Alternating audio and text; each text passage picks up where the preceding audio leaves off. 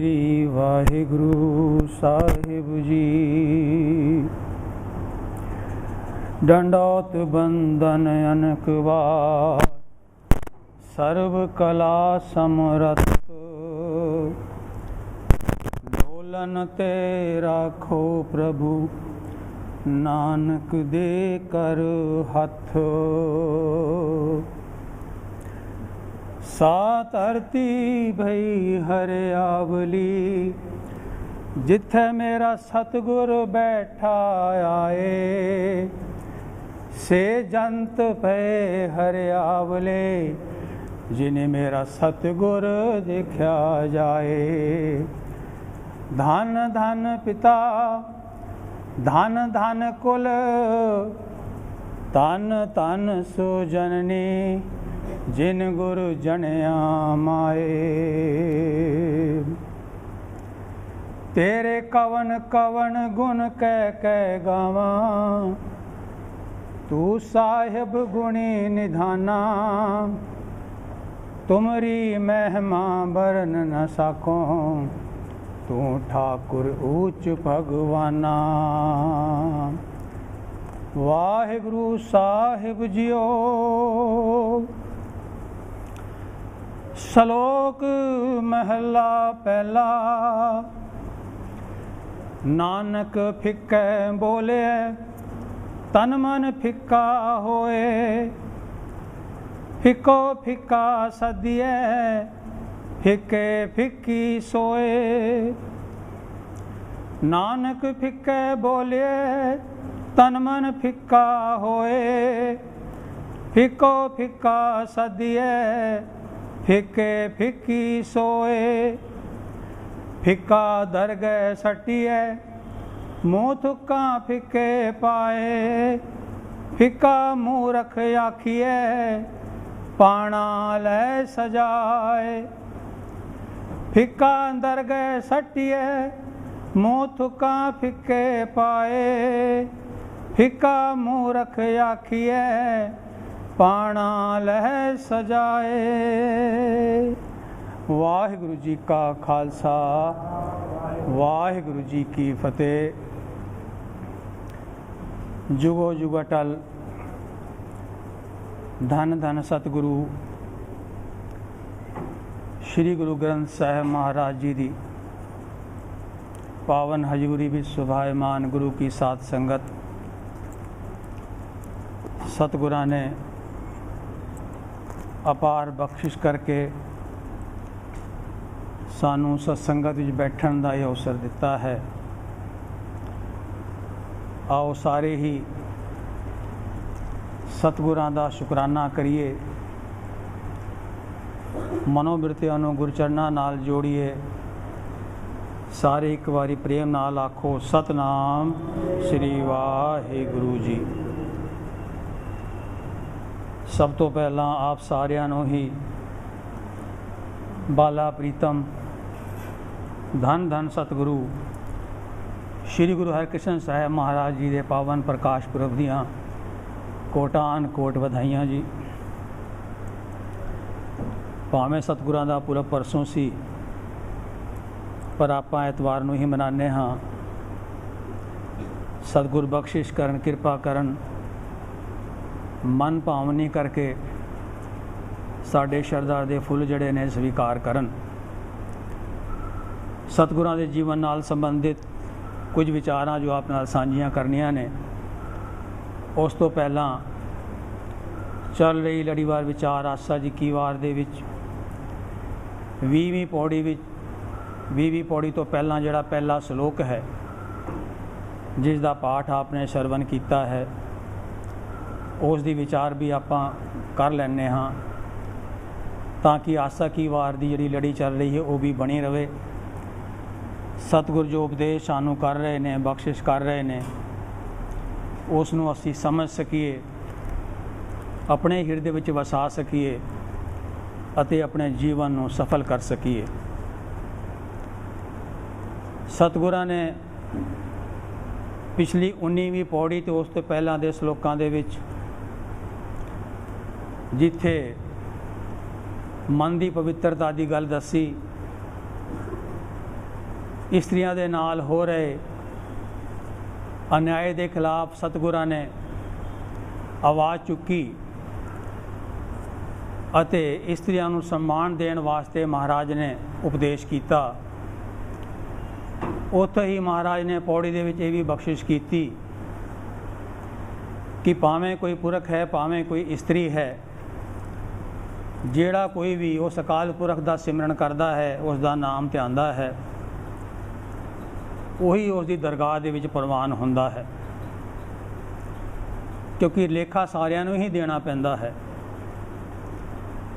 ਮਹਾਰਾਜ ਨੇ ਇਹ ਵੀ ਬਖਸ਼ਿਸ਼ ਕੀਤੀ ਕਿ ਜਦੋਂ ਪਤਾ ਹੈ ਇਸ ਗੱਲ ਦਾ ਕਿ ਇਸ ਸੰਸਾਰ ਵਿੱਚ ਰਹਿਣਾ ਹੀ ਨਹੀਂ, ਤਾਂ ਕਾਹਦੇ ਵਾਸਤੇ ਹੰਕਾਰ ਦੇ ਅਧੀਨ ਹੋ ਕੇ, ਹਉਮੈ ਦੇ ਅਧੀਨ ਹੋ ਕੇ ਇਸ ਸੰਸਾਰ ਦੇ ਵਿੱਚ ਖੁਆਰ ਹੋਣਾ ਹੈ।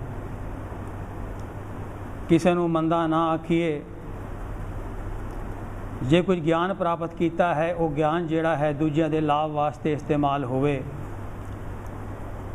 ਅਤੇ ਜਿਹੜੇ ਇਹੋ ਜਿਹੇ ਪੁਰਖ ਨੇ ਗਿਆਨੀ ਹੋ ਕੇ ਵੀ ਹੰਕਾਰ ਕਰਦੇ ਨੇ, ਉਹਨਾਂ ਨੂੰ ਮਹਾਰਾਜ ਨੇ ਮੂਰਖ ਆਖਿਆ ਅਤੇ ਆਖਿਆ ਇਹੋ ਜਿਹੇ ਮੂਰਖਾਂ ਨਾਲ ਲੁਝਣਾ ਨਹੀਂ, ਉਹਨਾਂ ਦੇ ਨਾਲ ਖਹਿਣਾ ਨਹੀਂ, ਉਹਨਾਂ ਤੋਂ ਦੂਰ ਹੀ ਰਹਿਣਾ ਠੀਕ ਹੈ। ਅੱਜ ਸਤਿਗੁਰਾਂ ਨੇ ਪਹਿਲੇ ਸ਼ਲੋਕ ਦੇ ਵਿੱਚ ਜੋ ਬਖਸ਼ਿਸ਼ ਕੀਤੀ ਹੈ, ਇਸ ਦੇ ਵਿੱਚ ਵੀ ਮਹਾਰਾਜ ਨੇ ਇੱਕ ਅਸੀਂ ਸੰਸਾਰੀ ਮਨੁੱਖਾਂ ਦਾ ਇੱਕ ਬਹੁਤ ਵੱਡਾ ਅਵਗੁਣ ਜਿਹੜਾ ਹੈ ਉਸ ਤੋਂ ਸਾਨੂੰ ਸੁਚੇਤ ਕੀਤਾ ਹੈ।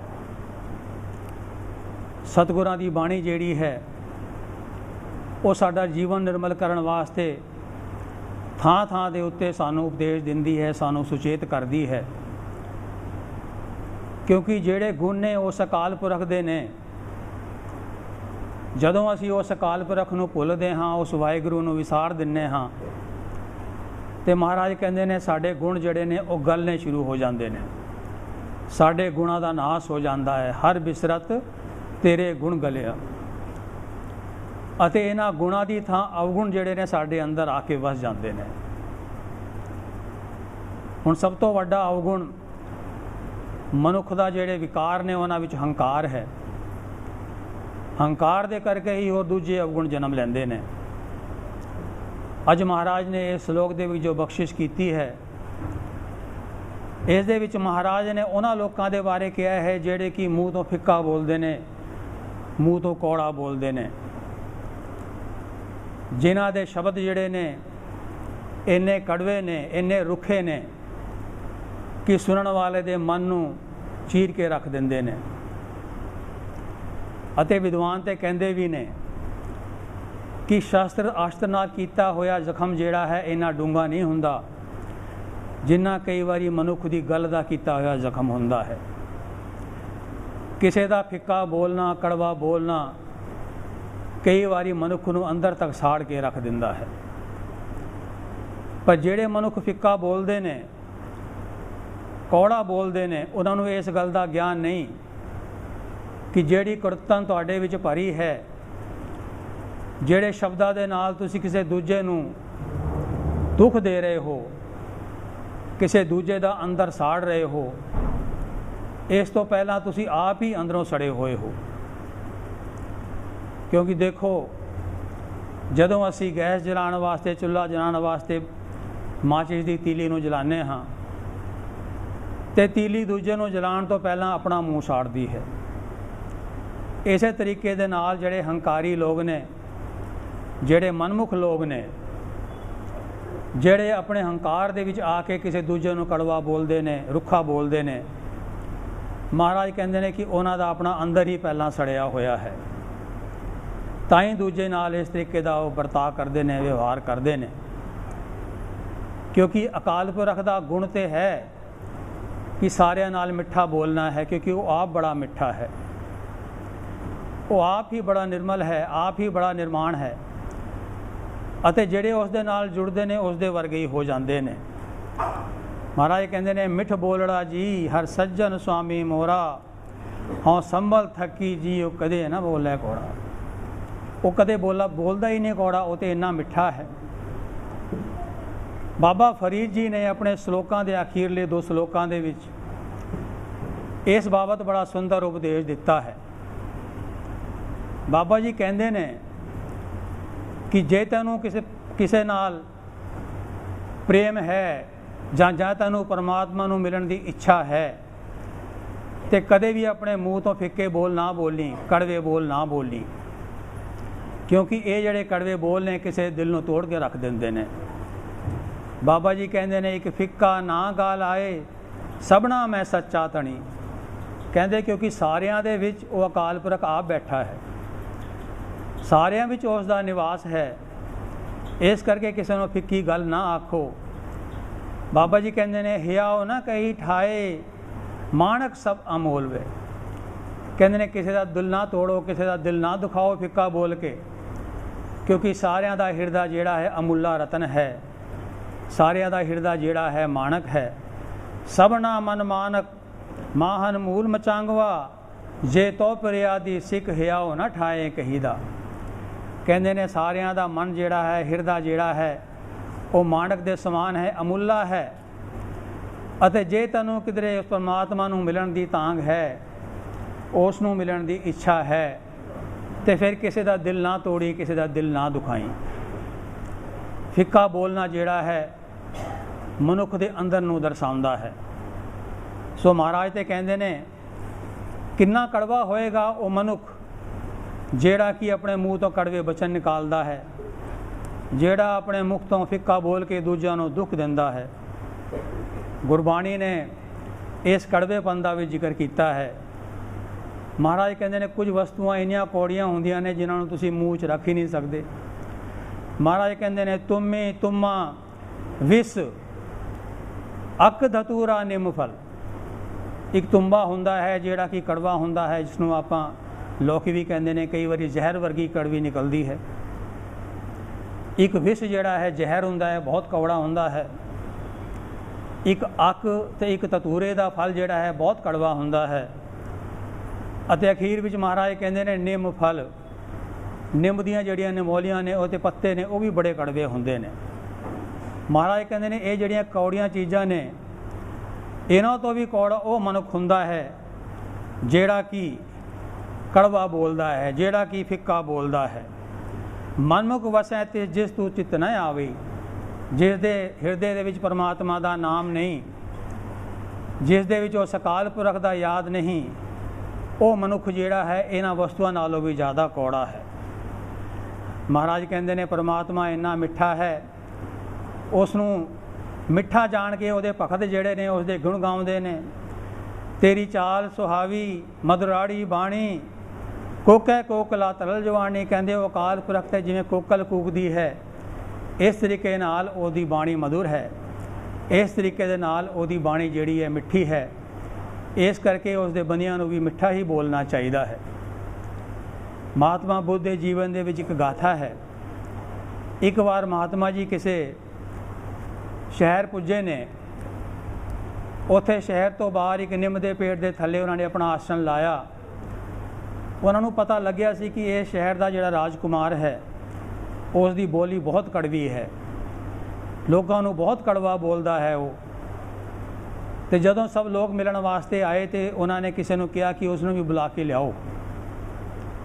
ਜਦੋਂ ਰਾਜਕੁਮਾਰ ਮਹਾਤਮਾ ਬੁੱਧ ਨੂੰ ਮਿਲਣ ਆਇਆ ਤੇ ਉਸ ਨੂੰ ਕਹਿੰਦੇ ਨੇ ਵੀ ਕੰਮ ਕਰ, ਇਹ ਜਿਹੜਾ ਦਰਖਤ ਹੈ ਨਿੰਮ ਦਾ ਇਹ ਥੋੜ੍ਹਾ ਉੱਚਾ ਹੈ, ਕਿਸੇ ਤਰੀਕੇ ਦੇ ਨਾਲ ਇਸ ਦੇ ਥੋੜ੍ਹੇ ਜਿਹੇ ਪੱਤੇ ਤੋੜ ਲੈ। ਉਸ ਨੇ ਆਪਣੇ ਨੌਕਰਾਂ ਦੀ ਸਹਾਇਤਾ ਦੇ ਨਾਲ ਉਸ ਦੇ ਕੁਝ ਪੱਤੇ ਤੋੜ ਲਏ। ਫਿਰ ਮਹਾਤਮਾ ਬੁੱਧ ਨੇ ਕਿਹਾ ਕਿ ਹੁਣ ਤੂੰ ਨਾ ਇਹਦੇ 3-4 ਪੱਤੇ ਆਪਣੇ ਮੂੰਹ ਵਿੱਚ ਪਾ ਕੇ ਚਬਾ ਜਰਾ। ਉਹਨੇ ਜਦੋਂ ਪੱਤੇ ਮੂੰਹ ਵਿੱਚ ਪਾ ਕੇ ਚਬਾਏ ਤੇ ਜ਼ਹਿਰ ਵਰਗੇ ਕੜਵੇ, ਬੜਾ ਗੁੱਸਾ ਆ ਗਿਆ ਉਸ ਨੂੰ। ਉਹ ਕਹਿੰਦਾ ਇੰਨਾ ਕੜਵਾ ਵਰਕਸ਼, ਇੰਨਾ ਕੜਵਾ ਦਰਖਤ, ਹੁਣੇ ਇਸ ਨੂੰ ਕੱਟ ਦਿਓ, ਇਹਨੂੰ ਇੱਥੇ ਰਹਿਣ ਹੀ ਨਾ ਦਿਓ। ਮਹਾਤਮਾ ਬੁੱਧ ਕਹਿੰਦੇ ਨੇ ਰੁਕ ਜਾ ਜਰਾ, ਇਹ ਨਹੀਂ ਛੇਤੀ ਨਾ ਕਰ। ਕਹਿੰਦੇ ਨੇ ਤੂੰ ਕਦੇ ਵਿਚਾਰ ਕੀਤਾ ਹੈ ਜੋ ਤੂੰ ਲੋਕਾਂ ਨੂੰ ਬੋਲਦਾ ਹੈ, ਜਿਸ ਤਰੀਕੇ ਦੇ ਨਾਲ ਤੂੰ ਲੋਕਾਂ ਨਾਲ ਗੱਲ ਕਰਦਾ ਹੈ, ਤੇਰੇ ਵਚਨ ਕਿਤਨੇ ਕੜਵੇ ਨੇ। ਉਹ ਤੇ ਇਸ ਨਿੰਮ ਨਾਲੋਂ ਵੀ ਜ਼ਿਆਦਾ ਕੜਵੇ ਨੇ। ਤੇ ਪਹਿਲਾਂ ਤੂੰ ਆਪਣੇ ਮਨ ਦੇ ਅੰਦਰ ਜਿਹੜੀ ਕੜਵਾਤਨ ਦਾ ਦਰਖਤ ਲੱਗਿਆ ਉਹਨੂੰ ਕੱਟ, ਆਪਣੇ ਮਨ ਦੀ ਕੜਵਾਹਟ ਨੂੰ ਦੂਰ ਕਰ, ਆਪਣੇ ਬੋਲਣ ਨੂੰ ਮਧੁਰ ਕਰ, ਤਾਂ ਫਿਰ ਤੂੰ ਇਸ ਦਰਖਤ ਨੂੰ ਕੁਝ ਕਹਿ ਸਕਦਾ ਹੈ। ਸੋ ਇਸੇ ਤਰੀਕੇ ਦੇ ਨਾਲ ਜਿਹੜਾ ਮਨੁੱਖ ਅੰਦਰੋਂ ਕੜਵਾ ਹੁੰਦਾ ਹੈ, ਭਾਵੇਂ ਹੰਕਾਰ ਦੇ ਕਰਕੇ ਹੋਵੇ, ਭਾਵੇਂ ਕ੍ਰੋਧ ਦੇ ਕਰਕੇ ਕਿਸੇ ਨੂੰ ਕੜਵਾ ਬੋਲੇ, ਪਰ ਉਸ ਦੇ ਨਾਲ ਦੂਜੇ ਨੂੰ ਦੁੱਖ ਅਵਸ਼ ਹੁੰਦਾ ਹੈ। ਮਹਾਰਾਜ ਕਹਿੰਦੇ ਨੇ ਕਿ ਖੂਬ ਤੇਰੀ ਪਗੜੀ ਮੀਠੇ ਤੇਰੇ ਬੋਲ, ਦਵਾਰਕਾ ਨਗਰੀ ਕਾਹੇ ਕੇ ਮੰਗੋਲ। ਬਾਬਾ ਕਬੀਰ ਜੀ ਦੇ ਕਹਿੰਦੇ ਨੇ ਉਹ ਅਕਾਲ ਪੁਰਖ ਜਿਹੜਾ ਹੈ ਉਹਦੇ ਬੋਲ ਬੜੇ ਮਿੱਠੇ ਨੇ, ਅਸੀਂ ਉਸ ਦੇ ਵਰਗਾ ਮਿੱਠਾ ਬਣਨਾ ਹੈ, ਉਸ ਦੇ ਗੁਣਾਂ ਨੂੰ ਅਸੀਂ ਪ੍ਰਾਪਤ ਕਰਨਾ ਹੈ। ਸਤਿਗੁਰਾਂ ਨੇ ਸਾਨੂੰ ਬਾਣੀ ਦੇ ਵਿੱਚ ਜਿਤਨੇ ਉਪਦੇਸ਼ ਕੀਤੇ ਨੇ ਉਹ ਸਾਡੀ ਭਲਾਈ ਦੇ ਵਾਸਤੇ ਨੇ, ਸਾਡੇ ਜੀਵਨ ਨੂੰ ਨਿਰਮਲ ਬਣਾਉਣ ਦੇ ਵਾਸਤੇ ਨੇ, ਸਾਡੇ ਮਨਾਂ ਦੇ ਵਿੱਚੋਂ ਅਵਗੁਣ ਦੂਰ ਕਰਨ ਦੇ ਵਾਸਤੇ ਨੇ। ਅਸੀਂ ਵੀ ਆਪਣੇ ਵੱਲ ਝਾਤੀ ਮਾਰ ਕੇ ਦੇਖੀਏ, ਕਿਧਰੇ ਅਣਜਾਣੇ ਦੇ ਵਿੱਚ ਅਸੀਂ ਵੀ ਕਿਸੇ ਨੂੰ ਫਿੱਕਾ ਤੇ ਨਹੀਂ ਬੋਲ ਰਹੇ, ਕਿਸੇ ਨਾਲ ਕੜਵਾ ਤੇ ਨਹੀਂ ਬੋਲ ਰਹੇ, ਕਿਸੇ ਦੇ ਦਿਲ ਨੂੰ ਦੁਖਾ ਤੇ ਨਹੀਂ ਰਹੇ। ਜੇ ਇਸ ਤਰ੍ਹਾਂ ਦੀ ਗੱਲ ਹੈ ਤੇ ਫਿਰ ਅਸੀਂ ਗੁਰਮੁਖ ਅਖਵਾਉਣ ਦੇ ਅਧਿਕਾਰੀ ਨਹੀਂ, ਕਿਉਂਕਿ ਭਾਈ ਸਾਹਿਬ ਭਾਈ ਗੁਰਦਾਸ ਜੀ ਨੇ ਗੁਰਮੁਖ ਦੇ ਗੁਰਸਿੱਖ ਦੇ ਲੱਛਣ ਲਿਖੇ ਨੇ। ਉਹ ਕਹਿੰਦੇ ਨੇ ਉਦਮ ਅਦਮ ਨੀਚ ਲਖ, ਗੁਰਸਿੱਖ ਨੀਚ ਨੀਚ ਸਦਾਏ, ਉੱਤਮ ਮੱਧਮ ਨੀਚ ਲਖ, ਗੁਰਮੁਖ ਗੁਰਸਿੱਖ ਨੀਚ ਸਦਾਏ, ਪੈਰੀ ਪੈ ਪਾਖਾਕ ਹੋਏ, ਗੁਰਮੁਖ ਗੁਰਸਿੱਖ ਆਪ ਗਵਾਏ। ਕਹਿੰਦੇ ਜਿਹੜਾ ਗੁਰਮੁਖ ਹੈ, ਜਿਹੜਾ ਗੁਰਸਿੱਖ ਹੈ, ਉਹ ਭਾਵੇਂ ਕਿਸੇ ਤਰੀਕੇ ਦਾ ਹੋਵੇ, ਪਰ ਉਹ ਕਦੇ ਵੀ ਆਪਣੇ ਆਪ ਨੂੰ ਵੱਡਾ ਨਹੀਂ ਅਖਵਾਉਂਦਾ, ਨੀਚਾ ਹੀ ਸਦਵਾਉਂਦਾ ਹੈ। ਆਪਣੇ ਆਪ ਨੂੰ ਲੋਕਾਂ ਦੀ ਧੂਲ ਅਖਵਾਉਂਦਾ ਹੈ, ਪੈਰਾਂ ਦੀ ਖਾਕ ਅਖਵਾਉਂਦਾ ਹੈ। ਸਾਧ ਸੰਗਤ ਭਾਵ ਕਰ, ਸੇਵਕ ਸੇਵਾ ਕਾਰ ਕਮਾਏ। ਸੰਗਤ ਦਾ ਭਾਉ ਮਨ ਵਿੱਚ ਰੱਖ ਕੇ, ਡਰ ਮਨ ਵਿੱਚ ਰੱਖ ਕੇ ਪ੍ਰੇਮ ਨਾਲ ਸੇਵਾ ਕਰਦਾ ਹੈ। ਅਤੇ ਫਿਰ ਭਾਈ ਸਾਹਿਬ ਕਹਿੰਦੇ ਨੇ ਮਿੱਠਾ ਬੋਲਣ ਨਿਵ ਚਲਣ, ਹੱਥੋਂ ਦੇ ਕੇ ਭਲਾ ਮਨਾਏ। ਕਹਿੰਦੇ ਨੇ ਸਦਾ ਹੀ ਉਹ ਮਿੱਠਾ ਬੋਲਦਾ ਹੈ, ਨੀਵਾਂ ਹੋ ਕੇ ਤੁਰਦਾ ਹੈ ਅਤੇ ਆਪਣੋਂ ਹੱਥੋਂ ਦੇ ਕੇ ਹੀ ਦੂਜਿਆਂ ਦਾ ਭਲਾ ਮਨਾਉਂਦਾ ਹੈ। ਅਤੇ ਭਾਈ ਸਾਹਿਬ ਕਹਿ ਰਹੇ ਨੇ ਸ਼ਬਦ ਸੁਰਤ ਲਿਵਲੀਨ ਹੋਏ, ਦਰਗਹਿ ਮਾਣ ਨਿਮਾਣਾ ਪਾਏ। ਜਿਹੜੇ ਲੋਕ ਉਸ ਅਕਾਲ ਪੁਰਖ ਦੀ ਸ਼ਬਦ ਦੇ ਵਿੱਚ ਆਪਣੀ ਸੁਰਤ ਨੂੰ ਜੋੜ ਦਿੰਦੇ ਨੇ, ਉਸ ਵਿੱਚ ਲਿਵਲੀਨ ਹੋ ਜਾਂਦੇ ਨੇ, ਦੂਜਿਆਂ ਨਾਲ ਮਿੱਠਾ ਬੋਲਦੇ ਨੇ, ਉਹੀ ਉਸ ਅਕਾਲ ਪੁਰਖ ਦੇ ਦਰਬਾਰ ਦੇ ਵਿੱਚ, ਉਸ ਦੀ ਦਰਗਾਹ ਦੇ ਵਿੱਚ ਮਾਣ ਪਾਉਂਦੇ ਨੇ, ਉੱਥੇ ਉਹਨਾਂ ਦਾ ਸਤਿਕਾਰ ਹੁੰਦਾ ਹੈ। ਸੋ ਸਤਿਗੁਰਾਂ ਨੇ ਬਖਸ਼ਿਸ਼ ਕਰਕੇ ਇਹ ਗਿਆਨ ਸਾਨੂੰ ਬਖਸ਼ਿਸ਼ ਕੀਤਾ ਹੈ। ਅਸੀਂ ਆਪਣੇ ਜੀਵਨ ਦੇ ਵਿੱਚ ਗੁਰਾਂ ਦੇ ਉਪਦੇਸ਼ ਨੂੰ ਅਪਣਾਈਏ, ਗੁਰਾਂ ਦੇ ਉਪਦੇਸ਼ ਨੂੰ ਸੁਣ ਕੇ ਮਨ ਵਿੱਚ ਵਸਾ ਕੇ ਆਪਣੇ ਜੀਵਨ ਵਿੱਚ ਉਸ ਨੂੰ ਲਾਗੂ ਕਰੀਏ, ਤਾਂ ਹੀ ਸਾਡਾ ਗੁਰਬਾਣੀ ਨੂੰ ਸੁਣਨ ਦਾ, ਗੁਰਬਾਣੀ ਨੂੰ ਪੜ੍ਹਨ ਦਾ, ਗੁਰਬਾਣੀ ਨੂੰ ਵਿਚਾਰਨ ਦਾ ਲਾਭ ਹੈ। ਆਓ ਅੱਜ ਧੰਨ ਧੰਨ ਸਤਿਗੁਰੂ ਸ਼੍ਰੀ ਗੁਰੂ ਹਰਿਕ੍ਰਿਸ਼ਨ ਸਾਹਿਬ ਮਹਾਰਾਜ ਜੀ ਦੇ ਪ੍ਰਕਾਸ਼ ਦਿਵਸ ਦੇ ਉੱਤੇ ਉਹਨਾਂ ਨੂੰ ਆਪਣੇ ਸ਼ਰਧਾ ਦੇ ਫੁੱਲ ਅਰਪਣ ਕਰੀਏ। ਸਤਿਗੁਰਾਂ ਨੇ ਜੋ ਬਖਸ਼ਿਸ਼ਾਂ ਮਾਨਵਤਾ 'ਤੇ ਕੀਤੀਆਂ, ਮਨੁੱਖਤਾ ਵਾਸਤੇ ਜੋ ਕੁਝ ਕੀਤਾ, ਉਹ ਕੋਈ ਕਰ ਨਹੀਂ ਸਕਦਾ।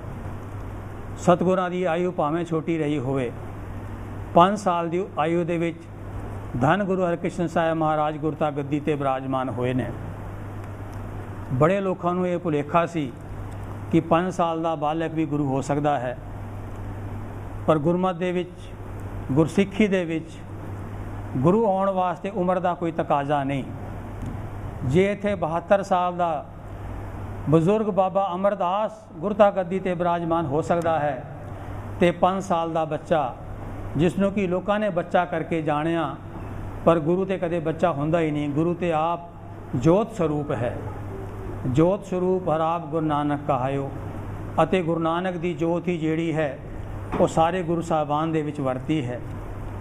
ਸਤਿਗੁਰਾਂ ਨੇ 7 ਜੁਲਾਈ 1656 ਨੂੰ ਕੀਰਤਪੁਰ ਸਾਹਿਬ ਵਿਖੇ ਧੰਨ ਧੰਨ ਸਤਿਗੁਰੂ ਸ਼੍ਰੀ ਗੁਰੂ ਹਰਿਰਾਏ ਸਾਹਿਬ ਮਹਾਰਾਜ ਜੀ ਦੇ ਘਰ ਮਾਤਾ ਕ੍ਰਿਸ਼ਨ ਕੌਰ ਜੀ ਦੀ ਕੁੱਖ ਤੋਂ ਪ੍ਰਕਾਸ਼ ਦਾ ਕੀਤਾ। ਸਤਿਗੁਰਾਂ ਨੇ ਆਪਣੇ ਸਮੇਂ ਦੇ ਵਿੱਚ ਛੋਟੀ ਉਮਰ ਦੇ ਵਿੱਚ ਹੀ ਗੁਰੂ ਪਿਤਾ ਕੋਲੋਂ ਗੁਰਮਤਿ ਦੀ ਸਿੱਖਿਆ ਲਈ, ਹੋਰ ਜਿਤਨੀਆਂ ਵੀ ਸਤਿਗੁਰਾਂ ਤੋਂ ਬਖਸ਼ਿਸ਼ਾਂ ਪ੍ਰਾਪਤ ਕਰ ਸਕਦੇ ਸਨ ਉਹਨਾਂ ਨੇ ਕੀਤੀਆਂ। ਧੰਨ ਗੁਰੂ ਹਰਿਕ੍ਰਿਸ਼ਨ ਸਾਹਿਬ ਤੋਂ ਵੱਡੇ ਸਾਹਿਬਜ਼ਾਦੇ ਜਿਹੜੇ ਸਨ, ਧੰਨ ਗੁਰੂ ਹਰਿਰਾਏ ਸਾਹਿਬ ਦੇ ਬਾਬਾ ਰਾਮ ਰਾਏ ਜੀ ਸਨ। ਉਹ ਧੰਨ ਗੁਰੂ ਹਰਿਕ੍ਰਿਸ਼ਨ ਸਾਹਿਬ ਮਹਾਰਾਜ ਜੀ ਤੋਂ ਉਮਰ ਦੇ ਵਿੱਚ ਵੱਡੇ ਸਨ। ਉਹਨਾਂ ਨੂੰ ਵੀ ਚੰਗੀ ਵਿਦਿਆ ਦਿੱਤੀ ਗਈ, ਚੰਗਾ ਗਿਆਨ ਦਿੱਤਾ ਗਿਆ, ਪਰ ਜਿਹੜੀ ਜੋਤ ਦੀ ਗੱਲ ਹੈ ਉੱਥੇ ਗਿਆਨ ਜਿਹੜਾ ਹੈ ਮਨੁੱਖ ਨੂੰ ਹੰਕਾਰੀ ਵੀ ਬਣਾ ਦਿੰਦਾ ਹੈ। ਜਿਹੜੇ ਲੋਕੀ ਸਿਰਫ ਗਿਆਨ ਦੇ ਕਰਕੇ ਹੀ ਆਪਣੇ ਆਪ ਨੂੰ ਉੱਚਾ ਸਮਝਦੇ ਨੇ, ਉਹਨਾਂ ਨੂੰ ਫਿਰ ਗਿਆਨ ਦਾ ਵੀ ਬਹੁਤਾ ਲਾਭ ਨਹੀਂ ਹੁੰਦਾ। ਸਤਿਗੁਰੂ ਧੰਨ ਗੁਰੂ ਹਰਕ੍ਰਿਸ਼ਨ ਸਾਹਿਬ ਮਹਾਰਾਜ ਨਿਮਰਤਾ ਦੇ ਪੁੰਜ ਸਨ ਅਤੇ ਉਹਨਾਂ ਦੇ ਮਨ ਦੇ ਵਿੱਚ ਹਰ ਵੇਲੇ ਲੋਕ ਭਲਾਈ ਦਾ ਹੀ ਵਿਚਾਰ ਰਹਿੰਦਾ ਸੀ। ਸਤਿਗੁਰ ਜਦੋਂ ਕੀਰਤਪੁਰ ਸਾਹਿਬ ਸਨ ਤੇ ਰਾਮ ਰਾਏ ਨੂੰ ਧੰਨ ਗੁਰੂ ਹਰ ਰਾਏ ਸਾਹਿਬ ਨੇ ਔਰੰਗਜ਼ੇਬ ਦੇ ਕੋਲ ਭੇਜਿਆ ਸੀ, ਕਿਉਂਕਿ ਔਰੰਗਜ਼ੇਬ ਨੇ ਲੋਕਾਂ ਦੀਆਂ ਸ਼ਿਕਾਇਤਾਂ ਦੇ ਉੱਤੇ ਗੁਰੂ ਸਾਹਿਬ ਨੂੰ ਸੱਦਾ ਭੇਜਿਆ ਕਿ ਤੁਸੀਂ ਇੱਥੇ ਆਓ ਮੇਰੇ ਕੋਲ। ਸਤਿਗੁਰ ਆਪ ਨਹੀਂ ਗਏ, ਉਹਨਾਂ ਨੇ ਬਾਬਾ ਰਾਮ ਰਾਏ ਨੂੰ ਉੱਥੇ ਭੇਜ ਦਿੱਤਾ।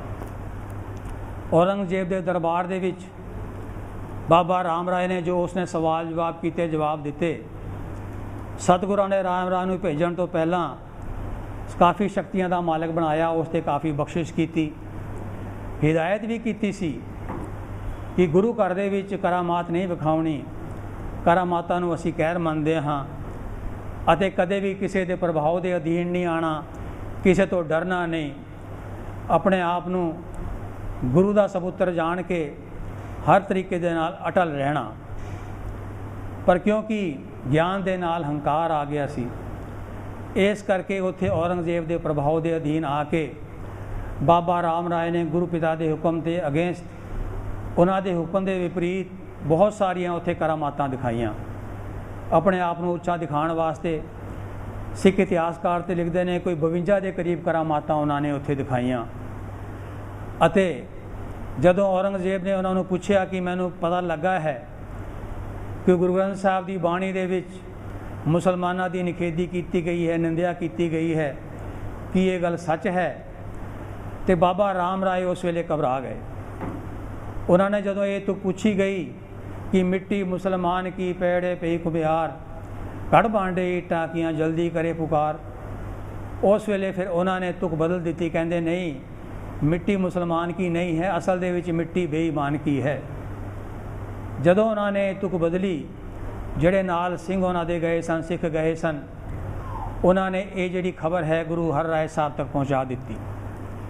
ਜਦੋਂ ਧੰਨ ਸ਼੍ਰੀ ਗੁਰੂ ਹਰ ਰਾਏ ਸਾਹਿਬ ਮਹਾਰਾਜ ਨੂੰ ਇਸ ਗੱਲ ਦਾ ਪਤਾ ਲੱਗਾ ਕਿ ਰਾਮ ਰਾਏ ਨੇ ਧੰਨ ਸ਼੍ਰੀ ਗੁਰੂ ਨਾਨਕ ਦੇਵ ਜੀ ਮਹਾਰਾਜ ਨੇ ਗੁਰਬਾਣੀ ਦੀ ਤੁਕ ਜਿਹੜੀ ਹੈ ਉਸ ਨੂੰ ਪਲਟ ਦਿੱਤਾ, ਤੇ ਸਤਿਗੁਰਾਂ ਨੂੰ ਬੜਾ ਦੁੱਖ ਹੋਇਆ ਅਤੇ ਸਤਿਗੁਰਾਂ ਨੇ ਹੁਕਮ ਕਰ ਦਿੱਤਾ ਕਿ ਜਿਸ ਨੇ ਇਹੋ ਜਿਹਾ ਪਾਪ ਕੀਤਾ ਹੈ, ਜਿਸ ਨੇ ਗੁਰਬਾਣੀ ਦੀ ਤੁਕ ਨੂੰ ਪਲਟਿਆ ਹੈ, ਉਸ ਨੂੰ ਕਹਿ ਦਿਓ ਉਹ ਵਾਪਸ ਸਾਡੇ ਕੋਲ ਨਾ ਆਵੇ, ਜਿੱਧਰ ਉਸ ਦਾ ਮੂੰਹ ਹੈ ਉੱਧਰ ਚਲਾ ਜਾਏ, ਸਾਡੇ ਮੱਥੇ ਨਾ ਲੱਗੇ।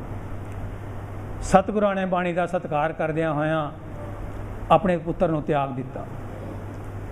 ਇਸ ਗੱਲ ਤੋਂ ਦੁਖੀ ਹੋ ਕੇ ਰਾਮ ਰਾਏ ਨੇ ਫਿਰ ਔਰੰਗਜ਼ੇਬ ਦੇ ਕੰਨ ਭਰਨੇ ਸ਼ੁਰੂ ਕਰ ਦਿੱਤੇ, ਕਿਉਂਕਿ ਉਹਨਾਂ ਨੂੰ ਜਾਪ ਰਿਹਾ ਸੀਗਾ ਕਿ ਹੁਣ ਗੁਰਤਾ ਗੱਦੀ 'ਤੇ ਮੈਂ ਬੈਠ ਨਹੀਂ ਸਕਦਾ, ਗੁਰਗੱਦੀ ਮੈਨੂੰ ਮਿਲੇਗੀ ਨਹੀਂ, ਗੁਰਗੱਦੀ ਜਿਹੜੀ ਹੈ ਛੋਟੇ ਭਰਾ ਗੁਰੂ ਹਰਕ੍ਰਿਸ਼ਨ ਸਾਹਿਬ ਜੀ ਨੂੰ ਹੀ ਮਿਲੇਗੀ। ਅਤੇ ਹੋਇਆ ਵੀ ਉਹੀ। ਜਦੋਂ ਧੰਨ ਸ਼੍ਰੀ ਗੁਰੂ ਹਰ ਰਾਏ ਸਾਹਿਬ ਮਹਾਰਾਜ ਜੋਤੀ ਜੋਤ ਸਮਾਉਣ ਲੱਗੇ ਤੇ ਉਹਨਾਂ ਨੇ ਹਰ ਪ੍ਰਕਾਰ ਨਾਲ ਯੋਗ ਜਾਣ ਕੇ 5 ਵਰਸ਼ ਦੇ ਧੰਨ ਗੁਰੂ ਹਰਕ੍ਰਿਸ਼ਨ ਸਾਹਿਬ ਮਹਾਰਾਜ ਨੂੰ ਗੁਰਤਾ ਗੱਦੀ 'ਤੇ ਬਿਰਾਜਮਾਨ ਕਰ ਦਿੱਤਾ। ਸਤਿਗੁਰਾਂ ਨੂੰ 7 ਅਕਤੂਬਰ 1661 ਵਿੱਚ ਗੁਰਤਾ ਗੱਦੀ 'ਤੇ ਬਿਠਾਇਆ ਗਿਆ। 5 ਸਾਲ ਦੀ ਉਮਰ ਦੇ ਵਿੱਚ ਧੰਨ ਗੁਰੂ ਹਰਕ੍ਰਿਸ਼ਨ ਸਾਹਿਬ ਮਹਾਰਾਜ ਗੁਰੂ ਨਾਨਕ ਦੀ ਜੋਤ ਦੇ ਵਾਰਸ ਬਣੇ ਨੇ। ਸਤਿਗੁਰ ਜਦੋਂ ਗੁਰਤਾ ਗੱਦੀ 'ਤੇ ਬਿਰਾਜਮਾਨ ਹੋ ਗਏ ਤੇ ਜਦੋਂ ਰਾਮ ਰਾਏ ਨੇ ਔਰੰਗਜ਼ੇਬ ਦੇ ਕੋਲ ਆਪਣਾ ਦਾਵਾ ਪੇਸ਼ ਕੀਤਾ ਕਿ ਗੁਰੂ ਤੇ ਮੈਨੂੰ ਬਣਨਾ ਚਾਹੀਦਾ ਸੀ, ਅਤੇ ਔਰੰਗਜ਼ੇਬ ਨੂੰ ਕੁਝ ਮੁਸਲਮਾਨ ਲੋਕ ਜਿਹੜੇ ਸਨ ਉਹਦੇ ਨਜ਼ਦੀਕੀ ਉਂਝ ਵੀ ਗੁਰੂ ਘਰ ਦੇ ਖਿਲਾਫ ਭੜਕਾਉਂਦੇ ਰਹਿੰਦੇ ਸਨ, ਕਿਉਂਕਿ ਧੰਨ ਗੁਰੂ ਹਰ ਰਾਏ ਸਾਹਿਬ ਮਹਾਰਾਜ ਦੇ ਦਰਬਾਰ ਦੇ ਵਿੱਚ ਅਤੇ ਸ਼੍ਰੀ ਗੁਰੂ ਹਰਕ੍ਰਿਸ਼ਨ ਸਾਹਿਬ ਮਹਾਰਾਜ ਦੇ ਦਰਬਾਰ ਦੇ ਵਿੱਚ ਬੜੇ ਮੁਸਲਮਾਨ ਪ੍ਰੇਮੀ ਵੀ ਆਉਣੇ ਸ਼ੁਰੂ ਹੋ ਗਏ ਸਨ, ਬੜੇ ਉਹਨਾਂ ਦੇ ਮੁਰੀਦ ਬਣ ਗਏ ਸਨ। ਇਸ ਗੱਲ ਤੋਂ ਵੀ ਉਸ ਨੂੰ ਸਾੜਾ ਲੱਗਦਾ ਸੀ। ਉਸ ਨੇ ਮੌਕਾ ਠੀਕ ਵੇਖ ਕੇ ਗੁਰੂ ਸਾਹਿਬ ਨੂੰ ਕਿਹਾ ਕਿ ਉਹਨਾਂ ਨੂੰ ਬੁਲਾ ਕੇ ਲਿਆਓ, ਮੇਰੇ ਸਾਹਮਣੇ ਪੇਸ਼ ਕਰੋ।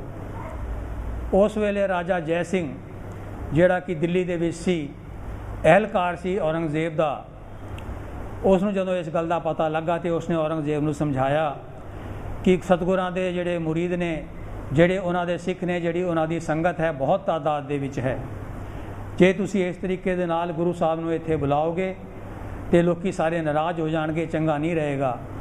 ਇਹ ਗੱਲ ਤੁਸੀਂ ਮੇਰੇ 'ਤੇ ਛੱਡ ਦਿਓ, ਮੈਂ ਹੀ ਉਹਨਾਂ ਨੂੰ ਕਿਸੇ ਤਰੀਕੇ ਦੇ ਨਾਲ ਦਿੱਲੀ ਲੈ ਕੇ ਆਉਂਦਾ ਹਾਂ।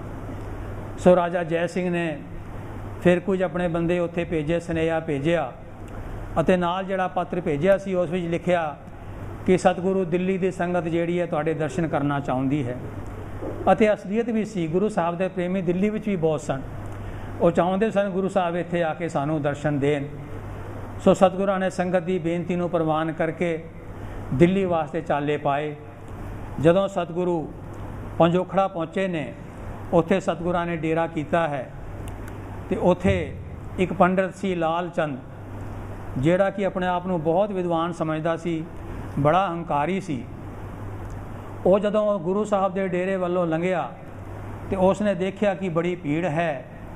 ਕਿਸੇ ਕੋਲੋਂ ਪੁੱਛਿਆ ਕਿ ਇਹ ਕੀ ਹੋ ਰਿਹਾ ਹੈ, ਕੌਣ ਹੈ ਇੱਥੇ? ਤੇ ਸੰਗਤ ਵਿੱਚੋਂ ਕਿਸੇ ਨੇ ਦੱਸਿਆ ਕਿ ਇੱਥੇ 8ਵੇਂ ਸਤਿਗੁਰੂ ਸ਼੍ਰੀ ਗੁਰੂ ਹਰਕ੍ਰਿਸ਼ਨ ਸਾਹਿਬ ਮਹਾਰਾਜ ਆਏ ਹੋਏ ਨੇ।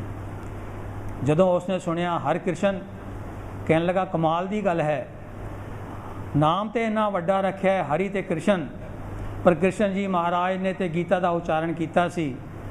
ਚਲੋ ਮੈਂ ਦੇਖਦਾ ਹਾਂ ਕਿ ਇਹ ਗੀਤਾ ਦੇ ਅਰਥ ਵੀ ਕਰ ਸਕਦੇ ਹੈ ਕਿ ਨਹੀਂ। ਹੰਕਾਰੀ ਬ੍ਰਾਹਮਣ ਗੁਰੂ ਸਾਹਿਬ ਦੇ ਦਰਬਾਰ ਵਿੱਚ ਉਹਨਾਂ ਦੇ ਸਾਹਮਣੇ ਆ ਗਿਆ ਅਤੇ ਉਹਨਾਂ ਦੇ ਸਾਹਮਣੇ ਆ ਕੇ ਆਪਣੀ ਗੱਲ ਰੱਖੀ। ਸਤਿਗੁਰਾਂ ਨੇ ਕਿਹਾ ਕਿ ਜੇ ਅਸੀਂ ਅਰਥ ਕਰ ਦਿੱਤੇ, ਤੂੰ ਕਹੇਂਗਾ ਗੁਰੂ ਘਰ ਵਿੱਚ ਪਰਵਰਿਸ਼ ਹੋਈ ਹੈ, ਸੰਸਕ੍ਰਿਤ ਸਿੱਖੀ ਹੋਣੀ ਹੈ, ਗੀਤਾ ਪੜ੍ਹੀ ਹੋਣੀ ਹੈ, ਇਸ ਕਰਕੇ ਅਰਥ ਕਹਿ ਦਿੱਤੇ। ਜਾਂ ਜਿਸ ਕੋਲੋਂ ਤੂੰ ਅਰਥ ਕਰਾਉਣੇ ਚਾਹੁੰਦਾ ਹੈ ਬੁਲਾ ਕੇ ਲਿਆ, ਅਸੀਂ ਉਸੇ ਕੋਲੋਂ ਅਰਥ ਕਰਾ ਦਾਂਗੇ। ਉਸਨੇ ਸੋਚਿਆ ਹੈ ਗੁਰੂ ਸਾਹਿਬ ਨੂੰ ਨੀਵਾਂ ਦਿਖਾਉਣ ਦਾ ਚੰਗਾ ਮੌਕਾ ਹੈ। ਉਹ ਇੱਕ ਗੂੰਗੇ ਤੇ ਬਹਿਰੇ ਚੀਵਰ ਨੂੰ, ਜਿਹੜਾ ਨਾ ਬੋਲ ਸਕਦਾ ਸੀ ਨਾ ਸੁਣ ਸਕਦਾ ਸੀ, ਅਨਪੜ੍ਹ ਸੀ, ਉਸ ਨੂੰ ਨਾਲ ਲੈ ਕੇ ਆ ਗਿਆ ਅਤੇ ਗੁਰੂ ਸਾਹਿਬ ਦੇ ਸਾਹਮਣੇ ਬਿਠਾ ਦਿੱਤਾ। ਕਹਿੰਦਾ ਇਹਦੇ ਕੋਲੋਂ ਅਰਥ ਕਰਾਓ ਗੀਤਾ ਦੇ। ਸਤਿਗੁਰਾਂ ਨੇ ਮੁਸਕਰਾ ਕੇ ਆਪਣੇ ਹੱਥ ਦੀ ਫੜੀ ਹੋਈ ਛੜੀ ਜਿਹੜੀ ਸੀ ਉਸ ਗੰਗੂ ਚੀਵਰ ਦੇ ਸਿਰ ਦੇ ਉੱਤੇ ਰੱਖ ਦਿੱਤੀ ਅਤੇ ਉਸ ਨੂੰ ਹੁਕਮ ਕੀਤਾ ਕਿ ਅਰਥ ਕਰੋ। ਹੁਣ ਜੋ ਉਹ ਬੋਲਦਾ ਸੀ, ਲਾਲ ਚੰਦ ਗੰਗੂ ਚੀਵਰ ਬੜੀ ਸ਼ੁੱਧ ਸੰਸਕ੍ਰਿਤ ਦੇ ਵਿੱਚ, ਬੜੀ ਸਰਲ ਭਾਸ਼ਾ ਦੇ ਵਿੱਚ ਉਸ ਦੇ ਅਰਥ ਕਰਦੇ ਜਾ ਰਿਹਾ ਸੀਗਾ। ਉਸ ਦੀ ਹੈਰਾਨੀ ਦਾ ਠਿਕਾਣਾ ਨਾ ਰਿਹਾ। ਉਸਨੇ ਗੁਰੂ ਸਾਹਿਬ ਦੇ ਚਰਨ ਫੜ ਲਏ ਕਿ ਵਾਕਈ ਤੁਸੀਂ ਮਹਾਨ ਹੋ, ਤੁਹਾਡੇ ਵੀ ਸ਼ਕਤੀਆਂ ਨੇ, ਤੁਸੀਂ ਕੁਝ ਵੀ ਕਰ ਸਕਦੇ ਹੋ। ਅਤੇ ਉਹ ਲਾਲ ਚੰਦ ਗੁਰੂ ਸਾਹਿਬ ਦਾ ਐਸਾ ਸਿੱਖ ਬਣਿਆ, ਜਿਹੜਾ ਕਿ ਜਿਹੜੀ ਲੜਾਈ ਹੋਈ ਸੀ ਧੰਨ ਗੁਰੂ ਗੋਬਿੰਦ ਸਿੰਘ ਮਹਾਰਾਜ ਦੀ ਚਮਕੌਰ ਦੀ, ਉਸ ਯੁੱਧ ਦੇ ਵਿੱਚ ਉਸਨੇ ਸ਼ਹੀਦੀ ਪ੍ਰਾਪਤ ਕੀਤੀ ਸੀ। ਇਤਿਹਾਸਕਾਰਾਂ ਨੇ ਇਸ ਤਰੀਕੇ ਦੇ ਨਾਲ ਲਿਖਿਆ ਹੈ। ਸੋ ਸਤਿਗੁਰੂ ਜੀ ਬਖਸ਼ਿਸ਼ ਕਰਦੇ ਹੋਏ ਦਿੱਲੀ ਪੁੱਜੇ ਨੇ। ਦਿੱਲੀ ਪਹੁੰਚ ਕੇ ਸਤਿਗੁਰਾਂ ਨੇ ਰਾਜਾ ਜੈ ਸਿੰਘ ਦੇ ਬੰਗਲੇ ਆ ਕੇ ਆਪਣਾ ਠਿਕਾਣਾ ਕੀਤਾ, ਜਿੱਥੇ ਕਿ ਹੁਣ ਗੁਰਦੁਆਰਾ ਬੰਗਲਾ ਸਾਹਿਬ ਸੁਸ਼ੋਭਿਤ ਹੈ। ਸਤਿਗੁਰੂ ਉੱਥੇ ਰਹੇ ਨੇ। ਉੱਥੇ ਜਿਹੜੀ ਰਾਜੇ ਦੀ ਰਾਣੀ ਸੀ, ਉਸ ਦੇ ਮਨ ਦੇ ਵਿੱਚ ਵੀ ਸ਼ੰਕਾ ਉਭਰਿਆ ਕਿ ਵਾਕਈ 'ਚ ਇੰਨਾ ਛੋਟਾ ਬੱਚਾ ਗੁਰੂ ਹੋ ਸਕਦਾ ਹੈ, ਸ਼ਕਤੀਆਂ ਦਾ ਮਾਲਕ ਹੋ ਸਕਦਾ ਹੈ। ਅਤੇ ਉਸ ਨੇ ਵੀ ਗੁਰੂ ਸਾਹਿਬ ਦੀ ਪ੍ਰੀਖਿਆ ਲੈਣ ਦਾ ਯਤਨ ਕੀਤਾ। ਉਸ ਨੇ ਆਪਣੇ ਮਹਿਲ ਦੀਆਂ ਦਾਸੀਆਂ ਜਿਹੜੀਆਂ ਸਨ, ਉਹਨਾਂ ਵਿੱਚੋਂ ਕੁਝ ਨੂੰ ਰਾਣੀ ਦੇ ਵਸਤਰ ਪਹਿਰਾ ਦਿੱਤੇ, ਬਾਕੀ ਆਪ ਦਾਸੀਆਂ ਦੇ ਵਸਤਰ ਕੱਪੜੇ ਪਹਿਨ ਕੇ ਉਹਨਾਂ ਦੇ ਨਾਲ ਬੈਠ ਗਈ ਅਤੇ ਗੁਰੂ ਸਾਹਿਬ ਨੂੰ ਆਖਿਆ, ਪਹਿਚਾਣੋ ਰਾਣੀ ਕੌਣ ਹੈ। ਸਤਿਗੁਰਾਂ ਨੇ ਉੱਥੇ ਫਿਰ ਸਾਰਿਆਂ ਦੇ ਸਿਰ 'ਤੇ ਛੜੀ ਰੱਖ ਕੇ, ਇਹ ਵੀ ਰਾਣੀ ਨਹੀਂ, ਇਹ ਵੀ ਰਾਣੀ ਨਹੀਂ। ਜਿਹੜੀ ਰਾਣੀ ਸੀ ਉਹਦੇ ਕੋਲ ਆਖਿਆ, ਰਾਣੀ ਤੂੰ ਹੈ। ਅਤੇ ਫਿਰ ਬਚਨ ਵੀ ਕੀਤੇ ਕਿ ਜੇ ਕਿਸੇ ਦੀ ਇੱਜ਼ਤ ਕਰਨੀ ਹੈ, ਕਿਸੇ ਨੂੰ ਮਾਣ ਦੇਣਾ ਹੈ, ਸਤਿਕਾਰ ਦੇਣਾ ਹੈ, ਕਿਸੇ ਨੂੰ ਗੁਰੂ ਮੰਨਣਾ ਹੈ, ਤੇ ਪ੍ਰੀਖਿਆ ਨਹੀਂ ਲਈਦੀ ਹੁੰਦੀ। ਸੋ ਸਤਿਗੁਰਾਂ ਨੇ ਉੱਥੇ ਬਖਸ਼ਿਸ਼ ਕਰਕੇ ਸੰਗਤਾਂ ਨੂੰ ਦਰਸ਼ਨ ਦਿੱਤੇ। ਉਸੇ ਸਮੇਂ ਦਿੱਲੀ ਦੇ ਵਿੱਚ ਹੈਜੇ ਦੀ ਬਿਮਾਰੀ ਫੈਲੀ, ਚੇਚਕ ਦੀ ਬਿਮਾਰੀ ਫੈਲੀ। ਸਤਿਗੁਰਾਂ ਨੇ ਆਪ ਘਰੋਂ ਘਰੀ ਜਾ ਕੇ ਲੋਕਾਂ ਦੀ ਸੇਵਾ ਕੀਤੀ, ਲੋਕਾਂ ਦੇ ਦੁੱਖ ਦੂਰ ਕੀਤੇ। ਜਿਹੜਾ ਵੀ ਗੁਰੂ ਸਾਹਿਬ ਦਾ ਚਰਨਾਮ੍ਰਿਤ ਪੀਂਦਾ ਸੀ ਉਹ ਨਿਰੋਗ ਹੋ ਜਾਂਦਾ ਸੀ। ਇਸੇ ਕਰਕੇ ਗੁਰੂ ਸਾਹਿਬ ਨੇ ਉੱਥੇ ਫਿਰ ਬਖਸ਼ਿਸ਼ ਕਰਕੇ ਜਿਹੜੇ ਗੁਰੂ ਦੇ ਸਿੱਖ ਸਨ, ਉਹਨਾਂ ਨੇ ਗੁਰੂ ਸਾਹਿਬ ਦਾ ਚਰਨਾਮ੍ਰਿਤ ਜਿਹੜਾ ਸੀ ਇੱਕ ਚਬੱਚੇ ਵਿੱਚ ਪਵਾ ਦਿੱਤਾ, ਕਿਉਂਕਿ ਸੰਗਤ ਬਹੁਤ ਸੀ ਜਿਹੜੀ ਕਿ ਰੋਗਾਂ ਨਾਲ ਦੁਖੀ ਸੀ। ਫਿਰ ਲੋਕਾਂ ਨੇ ਉਸ ਚਬੱਚਾ ਸਾਹਿਬ ਦੇ ਵਿੱਚੋਂ ਅੰਮ੍ਰਿਤ ਲਿਆ ਅਤੇ ਨਿਰੋਗ ਹੋਏ। ਉਹ ਚਬੱਚਾ ਸਾਹਿਬ ਦਾ ਅੰਮ੍ਰਿਤ ਉਸ ਸਮੇਂ ਤੋਂ ਹੁਣ ਤੱਕ ਇਸੇ ਤਰੀਕੇ ਨਾਲ ਚੱਲਿਆ ਆ ਰਿਹਾ ਹੈ। ਜਦੋਂ ਚਬੱਚਾ ਸਾਹਿਬ ਦੀ ਸਫਾਈ ਹੁੰਦੀ ਹੈ, ਅੰਮ੍ਰਿਤ ਦੇ ਵਿੱਚੋਂ ਬਾਲਟੀ ਭਰ ਕੇ ਰੱਖ ਲਈ ਜਾਂਦੀ ਹੈ ਅਤੇ ਫਿਰ ਉਸ ਵਿੱਚ ਪਾਈ ਦਿੱਤੀ ਜਾਂਦੀ ਹੈ। ਗੁਰੂ ਸਾਹਿਬ ਦੇ ਸਮੇਂ ਤੋਂ ਰੀਤ ਚੱਲੀ ਆ ਰਹੀ ਹੈ। ਅਤੇ ਅੱਜ ਆਪ ਦੇਖਦੇ ਹੋ ਕਿਤਨੀ ਸੰਗਤ, ਇਹੀ ਨਹੀਂ ਕਿ ਸਿੱਖ ਉੱਥੇ ਆਉਂਦੇ ਨੇ, ਹਿੰਦੁਸਤਾਨ ਦੇ ਕੋਨੇ-ਕੋਨੇ ਤੋਂ ਦੂਜੇ ਲੋਕ ਵੀ ਉੱਥੇ ਆ ਕੇ ਗੁਰੂ ਸਾਹਿਬ ਦੀ ਕਿਰਪਾ ਦੇ ਪਾਤਰ ਬਣਦੇ ਨੇ, ਨਿਰੋਗ ਹੁੰਦੇ ਨੇ। ਸ਼ਰਧਾ ਦੀ ਗੱਲ ਹੈ, ਪ੍ਰੇਮ ਦੀ ਗੱਲ ਹੈ, ਭਾਵਨਾ ਦੀ ਗੱਲ ਹੈ। ਸਤਿਗੁਰਾਂ ਨੇ ਰੋਗੀਆਂ ਦੇ ਦੁੱਖ ਆਪਣੇ ਉੱਤੇ ਲੈ ਲਏ ਅਤੇ 8 ਸਾਲ ਦੀ ਉਮਰ ਦੇ ਵਿੱਚ ਦਿੱਲੀ ਵਿਖੇ ਹੀ ਸਤਿਗੁਰੂ ਜਿਹੜੇ ਸੀ ਅਕਾਲ ਚਲਾਣਾ ਕਰ ਗਏ। ਸਤਿਗੁਰਾਂ ਨੇ ਜੋਤੀ ਜੋਤ ਸਮਾਨ ਹੋਣ ਤੋਂ ਪਹਿਲਾਂ ਧੰਨ ਧੰਨ ਸਤਿਗੁਰੂ ਗੁਰੂ ਤੇਗ ਬਹਾਦਰ ਜੀ ਮਹਾਰਾਜ ਜਿਹੜੇ ਕਿ ਉਸ ਵੇਲੇ ਬਕਾਲੇ ਸਨ, ਉਹਨਾਂ ਨੂੰ ਗੁਰਤਾ ਗੱਦੀ ਤੇ ਬਿਰਾਜਮਾਨ ਕੀਤਾ। ਸਤਿਗੁਰਾਂ ਨੇ ਆਪਣੇ ਬਿਸਤਰ ਤੇ ਹੀ ਲੇਟਿਆਂ ਨਾਰੀਅਲ ਮੰਗਾ ਕੇ 5 ਵਾਰੀ ਘੁਮਾ ਕੇ ਅਤੇ 5 ਪੈਸੇ ਰੱਖ ਕੇ ਮੱਥਾ ਟੇਕਿਆ ਅਤੇ ਸੰਗਤਾਂ ਨੂੰ ਹੁਕਮ ਕੀਤਾ ਬਾਬਾ ਬਕਾਲੇ। ਇਸ ਦਾ ਅਰਥ ਸੀ ਕਿ ਜਿਹੜੇ ਮੇਰੇ ਬਾਬਾ ਜੀ ਨੇ, ਮੇਰੇ ਦਾਦਾ ਜੀ ਨੇ, ਉਹੀ ਹੁਣ ਅਗਲੇ ਗੁਰੂ ਨਾਨਕ ਜੋਤ ਦੀ ਵਾਰਿਸ ਹੋਣਗੇ, ਅਗਲੇ ਗੁਰੂ ਹੋਣਗੇ। ਇਹ ਕਹਿ ਕੇ ਸਤਿਗੁਰੂ ਜੋਤੀ ਜੋਤ ਸਮਾ ਗਏ। ਸੋ ਸਤਿਗੁਰੂ ਧੰਨ ਗੁਰੂ ਹਰਕ੍ਰਿਸ਼ਨ ਸਾਹਿਬ ਮਹਾਰਾਜ ਜੀ ਦੇ ਸਾਡੇ ਉੱਤੇ ਬੜੇ ਉਪਕਾਰ ਨੇ, ਬੜੀ ਉਹਨਾਂ ਨੇ ਕਿਰਪਾ ਕੀਤੀ ਹੈ, ਬਖਸ਼ਿਸ਼ ਕੀਤੀ ਹੈ ਮਾਨਵਤਾ ਦੇ ਉੱਤੇ।